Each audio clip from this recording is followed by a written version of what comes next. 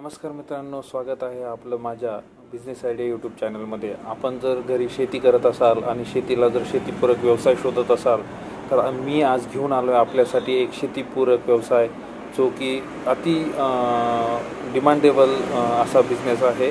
तर आपण सुरू करूया या व्यवसायाबद्दलची माहिती। मित्रांनो, हा व्यवसाय करताना आपण रिटेलिंग करू शकता, होलसेलिंग करू शकता किंवा स्वतःचं शॉपही या व्यवसायाचं शॉपही तुम्ही सुरू करू शकता किंवा यामध्ये तुम्ही शेतीबरोबरच एक छोटंसं घरगुती हॉटेल टाईप बिझनेस पण यातून तुम्ही सुरू करू शकता। सुरुवात करूया। नमस्कार सर। नमस्कार। तुमचं पूर्ण नाव आणि पत्ता सांगा। मी निलेश दादाभाऊ गायकवाड, मुक्काम पोस्ट कुरण, तालुका जुन्नर, जिल्हा पुणे, आणि हा माझा आनंदी बायो फिश फार्म आहे। तर सर मला पहिला प्रश्न असा विचारायचा आहे, हे जे तुमचं बायोफ्लॉग फिश फार्म आहे किती क्षेत्रामध्ये त्याचे क्षेत्र सांगा, किती गुंठे? हे आपलं जे बायो फिश फार्म जो आहे हा फक्त 5 गुंठे क्षेत्रामध्ये आपला हा बायो फिश फार्म आहे। 5 गुंठे क्षेत्र आपण वापरले। चालू करून किती महिने झाले साधारण? आपले याला चालू करून आपले माझ्या अंदाजे एक 1.5 वर्ष होऊन गेले। 1.5 वर्षामध्ये आपण 2 कल्चर काढलेले आहेत आतापर्यंत। आपले हे सेकंड कल्चर आपलं एक सेल आउटला आहे आणि एक तयार होते। बरं असं सर, ज्यावेळेस तुम्ही हे एक शेड उभा केलं म्हणजे फार्म उभा केला, त्याच्या अगोदर तुम्ही कुठं पाहिलं होतं का? कसं डोक्यामध्ये आले आणि हे करावं असं काय वाटलं? इकडे वळण्याची इच्छा का झाली तुमची, थोडं सांगा। एक तर मी पहिल्यापासून म्हणजे खाजगी सर्व्हिसमध्ये होतो। एक 15 वर्ष खाजगी सर्व्हिस केल्यानंतर एक डोक्यात कल्पना आली की बऱ्याचशा गोष्टीमुळं काय म्हणतो आपण, वातावरण म्हणा किंवा कल्चर म्हणा, त्यानंतर हेच आता आपण पाहिलं ते कोरोनाचा प्रादुर्भाव सगळे बऱ्याच ठिकाणी चालू आहे। त्या गोष्टींमुळं सध्या मार्केटमध्ये नोकऱ्या नाही आहेत, जॉब नाही आहेत, बऱ्याचशा गोष्टी आहेत त्याच्यामध्ये। तर मी अशाच एका संकल्पनेचा विचार करायचा प्रयत्न करत होतो आणि बरेचसे फार्म व्हिजिट पण केलेले आहेत आपण याच्यामध्ये। आणि त्याच्यामध्ये मेन म्हणजे ही इस्रायल टेक्नॉलॉजी होती, कन्सेप्ट नवीन होती आणि त्याच्यामध्ये बऱ्याचशा अशा टेक्निकल स्पेसिफिकेशन्स होत्या का ज्या आपण जर आत्मसात केल्या तर हा व्यवसाय आपण बऱ्यापैकी करू शकतो, असा एक मनात अंदाज होताच 100%। आणि त्या हिशोबाने मग आपण बरेचसे फार्म व्हिजिट केले होते। तर आपण मालवणला एक फार्म पाहिला होता, त्यानंतर एक नगरच्या खाली एक फार्म आहे, त्यानंतर UP मध्ये पण 1-2 फार्म पाहिले होते आपण। साधारणतः 4-5 फार्मला तुम्ही? 4 ते 5 फार्मला आपण व्हिजिट केली। त्यात आपण ॲक्च्युली जे प्रोडक्शन कसं चालतं आणि त्या प्रोडक्शनची साईज, वजन काय आहे, कनिष्ठ लोक सांगतात म्हणून आपलं हे सगळं होतंय। हे सगळं आपण पाहिलं तर आपल्याला बऱ्यापैकी फार्म सक्सेस दिसले की म्हणजे ही जी आपली संकल्पना आहे बायोफ्लॉग फिश फार्मिंग ही एकदम चांगली संकल्पना आहे आणि त्याच्यामध्ये होते जे म्हणजे आपण म्हणतो कनिष्ठ लोक काहीतरी सांगतात त्या पद्धतीने नाही, पण जर आपण योग्य नियोजन जर केलं तर हा प्रकल्प जो आहे 100% सक्सेस होऊ शकतो। बरं सर, मला सांगा, आपल्या ज्या टाक्या आहेत किती लिटरच्या आहेत आणि किती लिटर क्षमतेचं हे तुमचं बायोफ्लॉग फिश फार्म आहे ते थोडं सांगा। आणि याला खर्च किती आला टोटल, थोडं थोडक्यात सांगा। याच्यामध्ये पाहिलं गेलं तर आपण हे कमर्शियल कल्चर जर पाहिलं तर आपलं कमर्शियल कल्चर आहे हे टोटल 1 लाख लिटरचं कल्चर आहे। याच्यामध्ये 30-30 हजारच्या 3 टाक्या आहेत आपल्या आणि एक 10,000 लिटरची टँक आहे। तर एक 10,000 लिटरची जी टँक आहे ती एक हॉस्पिटल टँक म्हणून आपण वापरतो, जेणेकरून समजा कुठं काही प्रॉब्लेम झाला एखाद्या टँकला तर ते शिफ्ट करून आपल्याला ते वापरता आलं पाहिजे, हे हिशोबाने ती टँक आपण ठेवलेली आहे। आणि ह्या बाकीच्या 2 टँक जे आहेत हे प्रोडक्शन आणि एक टँक जे आहे ते सेल आउट, अशा पद्धतीने आपलं हे कल्चर आहे। 2 टँक मध्ये आपला माल तयार होईल, ते सेल आउटला तिकडे टाकायचं, त्या टँकला टाकतो आपण, तिसऱ्या टँकला। आणि इतर वेळी हा हॉस्पिटल टँक जो आहे आपला एम्प्टीच असतो, तर अशा वेळी आपण त्याचा पण सेल आउट साठी वापर करतो। असं जर काही मध्ये काही प्रॉब्लेम आला किंवा पाणी बदलायची वेळ आली तर आपण मग मासे शिफ्ट कुठं करायचे म्हणून तो आपण एक हॉस्पिटल टँक 10,000 लिटरचा ठेवलेला आहे। आणि नॉर्मली ह्या पूर्ण कल्चरला 1 लाख लिटरचं कल्चर आपण म्हणू शकतो, कारण पाण्याच्या दृष्टीने जर पाहिलं तर 30 दुने 60, 30 90 आणि हे 10,000 असे 1 लाख लिटरचं कल्चर आपलं नॉर्मली आहे। यासाठी तुम्हाला टोटल खर्च किती आला? म्हणजे ज्यावेळेस सुरुवातीपासून माल पहिला लॉट काढेपर्यंत ओके, तर याच्यामध्ये आहे ना याच्यामध्ये सगळ्यात मेन म्हणजे ह्या ज्या टार्पोलिन्स असतात या टार्पोलिन मार्केटमध्ये जास्त भेटत नाहीत, आहेत पण लिमिटेड स्टॉक असतो, काही जास्त कुणाकडे नसतो. कुठून आणले तुम्ही? हे आपण आपल्याकडे एक मित्र आहेत आपले नाशिकचे आहेत, तर त्यांच्याकडे ते अवेलेबल होतं, त्यावेळेस आपण त्यांच्याकडनं ते मटेरियल घेतलं. त्यानंतर हे जे आहे हे लोकलच आहे, हे बार वगैरे जे आहे याच्यात 6 mm आणि 8 mm चे बार आहेत. तर ही आपण एक स्ट्रक्चर एक बनवून घेतलं, त्याला बाहेरच्या साईडने एक फोमिंग केलेलं आहे. या फोमिंगमध्ये ब्लॅक फोम वापरलेत आपण 2 mm चे, जेणेकरून ज्याचा टेम्परेचरला पण इम्पॅक्ट येईल आपल्याकडे, म्हणजे जे टेम्परेचर आपलं आहे ते मेंटेन ठेवू शकतो आपण. आणि त्याच्यावरतून ही तारपोलिन आहे आपली नॉर्मल तारपोलिन, जी आपली मार्केटला कुठं पण अवेलेबल असते. अशा पद्धतीने हे कल्चर केलंय. याच्यामध्ये जे आपलं एरिएशन चालू आहे किंवा ऑक्सिजन आपण दिलेले आहेत, या ऑक्सिजनला आपलं जे लोकल जैनची ड्रिप जी असती ती ड्रिप आपण वापरलेली आहे. आणि त्याच सगळं म्हणजे पूर्ण स्ट्रक्चर जे केलंय ना, तर त्याच केलेलं आहे आपण, म्हणजे जैनच्या ठिबकचं, जे नॉर्मली आपल्या शेतकरी वर्गाला कुठे अवेलेबल होतं असं. तर सर मला सांगा, तुम्ही ज्यावेळेस तुमच्या डोक्यामध्ये संकल्पना आली की बायोफ्लॉक फिश फार्मिंगची, तर तुम्ही सुरुवातीपासून ते तुमचा पहिला लॉट याच्यामध्ये टाकेपर्यंत थोडे प्रोसिजर सांगा शेतकरी बांधवांना, जे नवीन बायोफ्लॉक फिश फार्म करू शकणार आहेत त्यांच्यासाठी सांगा. याच्यामध्ये सगळ्यात महत्त्वाची गोष्ट म्हणजे जागा कमी लागते, पाणी कमी लागतं. जागा कमी, पाणी कमी, आणि तुम्ही जास्त स्पेसिस म्हणजे एखादी व्हरायटी जास्त क्वांटिटीमध्ये, त्याला हाय स्टॉक डेन्सिटी म्हणतात, अशा पद्धतीने तुम्ही ते फार्मिंग करू शकता. आता त्याच्यासाठी काय लागतं तुम्हाला, एकतर हे अशा पद्धतीचा टँक बनवून घेतला पाहिजे. हे अंदाजे जर याचा जर खर्च काढला तर 50,000च्या आसपास एका टँकला खर्च येतो ओव्हरऑल सगळ्याच पकडला आपण तर अशा हिशोबाने. आणि त्याच्यानंतर काही 2 मोटर्स असतात, ते मोटर आपल्या एरिएशन नेहमी चालू ठेवतात, तर त्या एरिएशनसाठी त्या मोटर आपण वापरू शकतो. तर त्या मोटर आपल्याला मार्केटमध्ये अंदाजे 20 ते 22,000पर्यंत त्या मोटर अवेलेबल होऊन जातात.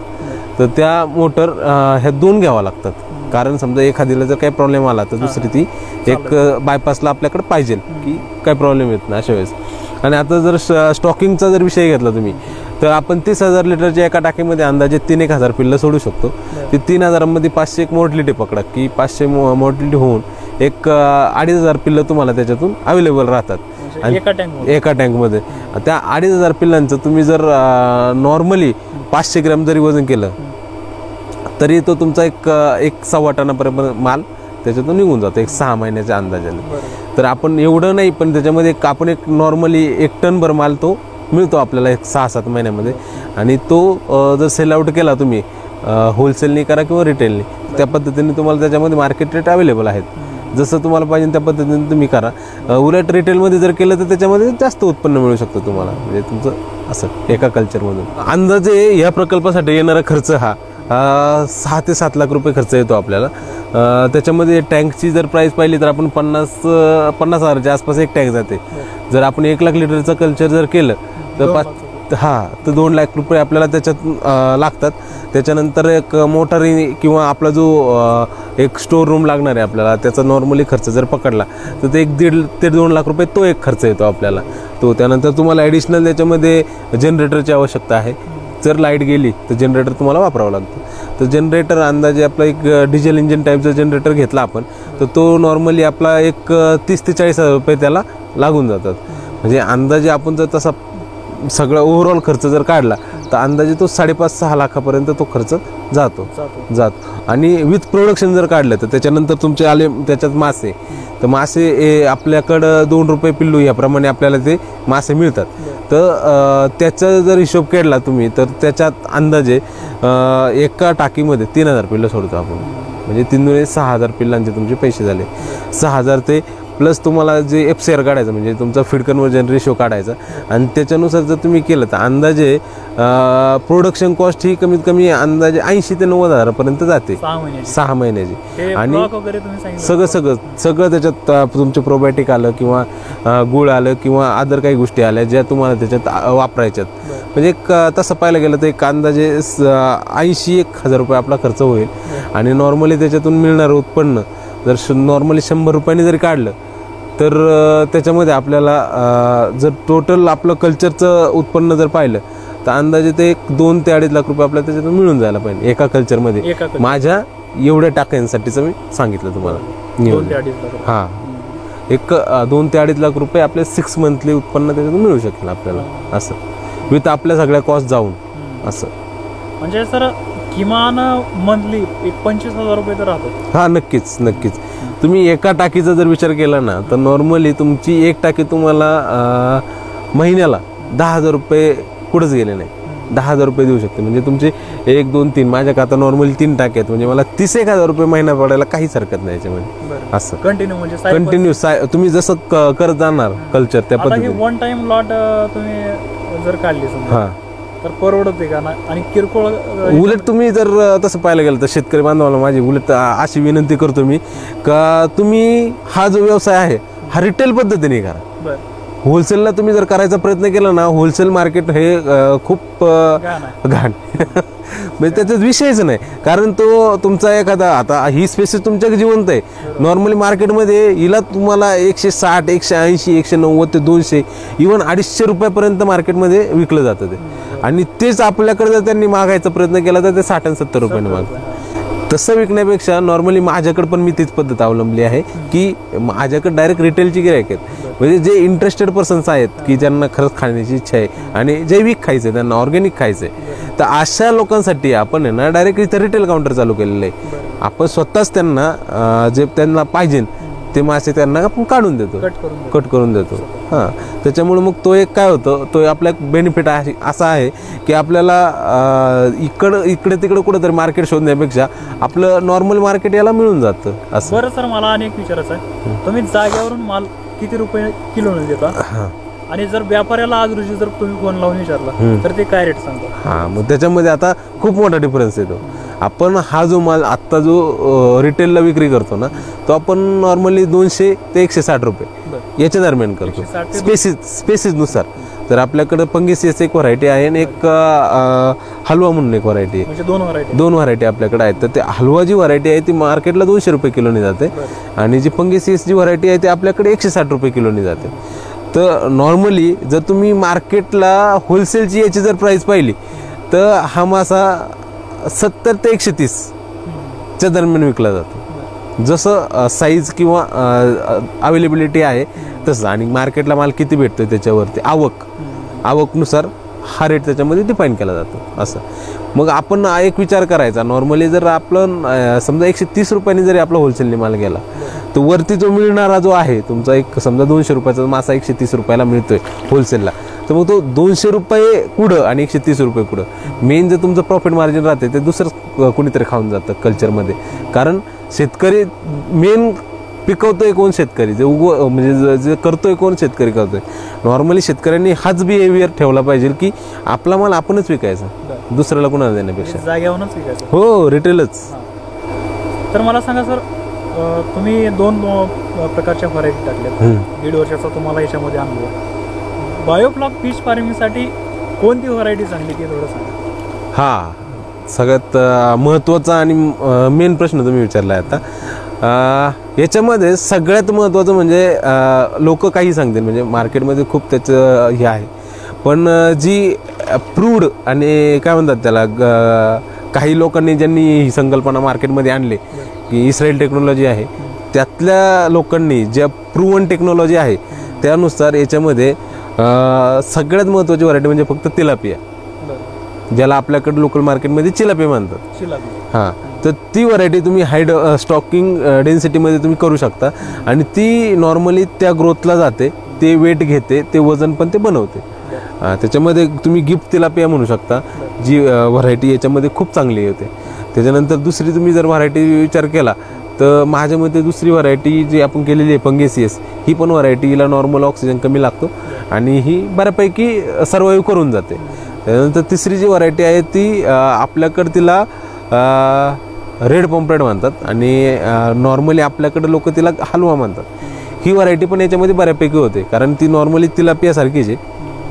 तर ह्या 3 व्हरायटी मार्केटमध्ये जर तुम्ही लोकलला सेलआउटला पण चांगल्या आहेत, आणि केलं तुम्ही तर याच्यामध्ये या टेक्नॉलॉजीमध्ये चालायला पण चांगल्या आहेत त्या. अशा सर, याचं फिडिंगचं कसं आहे? दिवसभराचा तुमचा जरा शेड्यूल सांगा. हां, म्हणजे सकाळपासून ते संध्याकाळपर्यंत कसं काम करता तुम्ही या फार्मवरती, थोडंसं. नॉर्मली बायोफ्लॉक फिश फार्मिंगमध्ये तुम्हाला जास्त काही टाईम द्यायची गरज लागत नाही. मला नॉर्मली फक्त सगळ्यात महत्त्वाचं म्हणजे यांचं खाद्य आणि दुसरी गोष्ट वॉटर पॅरामीटर, या दोनच गोष्टी सगळ्यात महत्त्वाच्या असतात. याच्यामध्ये वॉटर पॅरामीटरमध्ये त्याचा pH आपण चेक करतो, त्याचा TDS किती आहे चेक करतो आपण दिवसाला करतो, रोज सकाळी करतो आणि रोज संध्याकाळी करतो. pH किती असला पाहिजे पाण्याचा pH हा नॉर्मली 7 ते 8.5च्या आत असला पाहिजे नॉर्मली. आणि आपल्याकडे सगळीकडे जवळजवळ तो अवेलेबल असतोच, तेवढाच pH आपल्याकडे मेंटेन असतो. त्यामुळे आपल्याकडे pHचा काय प्रॉब्लेम नाही आहे. त्यानंतर TDS म्हणजे आपण त्यामध्ये सॅलिनिटी मेंटेन करतो. माशांसाठी पण ते चांगलं असतं. त्याच्यामध्ये थोडक्यात सॉल्ट वापरतो आपण, मीठ वापरतो. मीठ वापरल्यामुळे त्याचा TDS, त्याला टोटल डिझॉल्व सॉलिड म्हणतात, तो TDS मेंटेन होतो जसा पाहिजे त्या पद्धतीने. स्पेसिसनुसार आपण मेंटेन करतो. जर समजा पाण्याचा pH कमी जास्त झाला, एकतर जास्त झाला किंवा कमी झाला, मेंटेन ठेवण्यासाठी काय वापरतात? त्याच्याकडे आपल्याला पाण्याचा pH शक्यतो जास्त हे होत नाही, डिले होत नाही. नॉर्मली तो 8.5 पर्यंत जरी गेला तरी काही फरक पडत नाही. पण तो कमी करायचा जर म्हटलं तर त्याला ते आपल्याला सायट्रिक ॲसिड वगैरे वापरतो आपण थोडं. ते थोडंफार जर टाकलं तर त्याच्यामध्ये ते मेंटेन होऊन जातं तुमचा pH. मला अजून एक विचारायचं आहे तुम्हाला, याच्यामधलं पाणी तुम्ही किती दिवसाला चेंज करता? म्हणजे चेंज म्हणजे किती थोडं कमी झाल्यानंतर पुन्हा ओव्हरफ्लो करता आणि बाकीचं फ्लश करता? याच्यामध्ये आपलं कसं असतं माहिती आहे का, याच्यामध्ये शक्यतो पूर्ण पाणी कधी ड्रेन होत नाही. पहिली गोष्ट याच्यामध्ये आपण टॉपअप करतो. टॉपअप म्हणजे दर 2 दिवसाला आपण काही जे त्याच्यामध्ये जी घाण तयार होते त्याला स्लज म्हणतात, तो स्लज आपल्याला ड्रेन करायला लागतो. तो आपण काय करतो, एक 2 दिवसानंतर किंवा दर दिवशी आपलं सकाळी तो तेवढा आपण थोडा ड्रेन करतो. ड्रेन साधारणतः किती लिटर पाणी तुम्ही त्याच्यातून कमीत कमी लयतले जास्त मॅक्स त्याच्यामधून 20 ते 25 लिटर पाणी आपलं जातं. ते मित्रांनो जी माशांची विष्ठा वगैरे आहे ते फ्लश होऊन जाते. आणि त्याच्यामधून आपण जे म्हणतो की त्यांची जी घाण असते, जे नॉर्मल राहिलेला स्लज सगळा तो निघून जातो. नॉर्मली लगेच समजतं आपल्याला ते की आपण ज्यावेळेस पहिल्यांदा फ्रेश पाणी जातं, फ्रेश पाण्यानंतर त्याचं जे स्लाइडला स्लज असतो तो स्लज निघून जातो. त्यानंतर पाणी परत पुन्हा फ्रेश होतं. ज्यावेळेस ते पाणी पूर्ण फ्रेश निघायला लागतं परत, त्यावेळेस आपण ड्रेन करायचं बंद करतो. आणि दर 10 दिवसाच्या आत ते आपण टॉपअप करतो. म्हणजे जेवढं पाण्याची लेवल कमी झालेली आहे तेवढी परत पूर्ण मेंटेन करायचं. साधारणतः रोजच तुम्ही टॉपअप करता का? नाही, ते आपण एक 5 दिवसानंतर 10 दिवसानंतर जसं पाणी थोडं जास्त कमी झाल्यासारखं वाटतंय अशा वेळेस आपण थोडं 5 लिटर पाणी जर कमी झालं तुम्हाला वाटलं तर टॉपअप करतो. ते आपल्याकडे काय आता ही पहा, तुम्हाला त्याला नॉर्मली एक प्रकारची हेच बनलेली आहे, त्या पाण्याची रेषच बनलेली आहे पहा. तर ती त्याच्यावरून आपल्याला तो अंदाज येऊन जातो की आपलं पाणी कमी झाले. एक वरण तयार झालेला आहे बरोबर, त्या ह्याला ठेवायचं लेवलला. ती लेवल कमी झाली का आपण परत टॉपअप करायचं, म्हणजे ते लेवलला आणून ठेवायचं. असं जर समजा पाणी ज्यावेळेस पावसाळ्यामध्ये पाणी जास्त झालं, ह्याच्यामध्ये पाणी आपल्याला भीती असते की ओव्हरफ्लो होईल, त्याच्यावरून हे होईल, त्याच्यासाठी तुम्ही काय केलेलं? आपण आहे ना त्या साईडला जर तुम्ही पाहिलं तर तिकडं आपण हे लावलेले आहेत, काय त्याला काय म्हणतात, त्याला लेवल पाईप काढला असा की समजा आपण नॉर्मली एवढं पाणी ठेवणार आहे ना, तर तो इथं कट केलेला आहे. मग त्यानुसार काय होतं, ज्यावेळेस पाणी याच्यावरती जायला लागतं त्यावेळेस त्या लेवल पाईप मधून ते पाणी बाहेर होतं. त्यामुळे तुमचा कितीही पाऊस आला आउटलेटला काहीच प्रॉब्लेम नाही. ते तुमचं पाणी याच्या वरतून कधीच असं होणार नाही की याच्या वरतून चाललंय पाणी. ते नॉर्मली त्या याच्यामधून असं थोडं ड्रेन होत राहतं. आणि जोपर्यंत ते लेवलला येत नाही ते तोपर्यंत ड्रेनच होणार. आणि एकदा लेवलला आलं का ते ड्रेन व्हायचं बंद होणार असं. तर मला सांगा सर, ह्या जवळपास ह्या फार्ममध्ये तुमचे साधारणतः 6,000 मासे असतील. आता सध्या जीवन 5,000 असतील.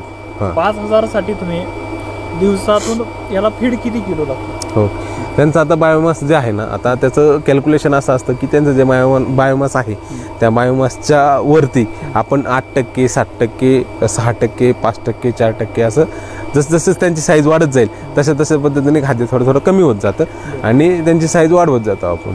नॉर्मली आता आपल्याकडे जे चालू आहे ते आपण 6% त्यांचं खाद्य चालू आहे, जे फीडची साईज वाढत जाते. ते 6 mm खाद्य आपण आता त्यांना वापरतो. ते अंदाजे सकाळी 3-3.5 किलो ते संध्याकाळी 3-3.5 किलो. ते आपण त्याच्यामध्ये बऱ्याचशा कंपन्या आहेत, पण आपण वापरतो ते CPF इंडिया प्रायव्हेट लिमिटेड म्हणून आहे, त्याला CP. ती म्हणजे माझ्या मते वेट गेन वगैरे करण्यासाठी ती खूप चांगली आहे ती व्हरायटी, काहीच प्रॉब्लेम नाही. असं. सर ज्यावेळेस कस्टमर येतील तर तुम्ही मासे काढता कशी? आपल्याकडे हँडनेट आहेत, त्या हँडनेट वापरतो आपण, डायरेक्ट खालून काढून देतो, जिवंतच बाहेर काढतो, बाहेर काढल्यानंतर वेट करतो, वेट केल्यानंतर मग कटिंग. हां, याच्यामध्ये टेक्निकल स्पेसिफिकेशन खूप पाळायला लागतात. म्हणजे त्याचं पाण्याचं पॅरामीटर कमी जास्त नाही होऊ देणं, पाण्याचं पॅरामीटर वगैरे कमी जास्त न होऊ देणं, हे सगळ्यात महत्त्वाचं असतं याच्यामध्ये. आणि हे पॅरामीटर जर मेंटेन केले तर हा फार्म तुम्हाला पार सकाळ आणि संध्याकाळ फक्त ह्या 2च टायमिंगला जर तुम्ही येऊन फक्त खाद्य टाकलं तरी तुम्हाला हा सक्सेसफुल आहे. याच्यामध्ये दुसरं काहीच होत नाही. फक्त तरी तर साधारणतः तुम्ही सकाळ संध्याकाळ मिळून किती वेळ देता? 1 तास खूप झालं तर 1 तास फक्त. त्याच्यामध्ये त्यात पण कसं 15 मिनिटं त्यांना खाद्य घालायचं, त्याच्यातले 15 मिनिटं त्याच्यानंतरचे आपल्याला त्याचं पॅरामीटर वगैरे चेक करून घ्यायचे, आणि त्याच्यानंतरचे 15 मिनिटं हे फक्त त्याच्यावरचं ते बिहेवियर त्यांचा काय माशांचा, ॲग्रेसिव्ह आहेत की कमी झालेत किंवा खात नाहीत, काय होतंय, या सगळ्या गोष्टी त्याच्यामध्ये पाहावं लागतात आणि त्यानुसार मग ट्रीटमेंट द्यावं लागते. असं. सर मी तुम्हाला एक शेवटचा प्रश्न विचारतो. बायोफ्लॉक फिश फार्मिंग आणि फ्रेश वॉटर फिश फार्मिंग याच्यातला थोडा फरक सांगा. आणि बायोफ्लॉक फिश फार्मिंग करणाऱ्या शेतकऱ्यांसाठी शेवटचा संदेश काय द्या? बायोफ्लॉक फिश फार्मिंग आणि नॉर्मल फिश फार्मिंग याच्यामध्ये खूप सारा फरक आहे. आता मी तुम्हाला सांगितल्याप्रमाणे पहिल्यांदा बायोफ्लॉकचंच बोलतो मी, की बायोफ्लॉकमध्ये कमी पाणी लागतं, कमी जागा लागते,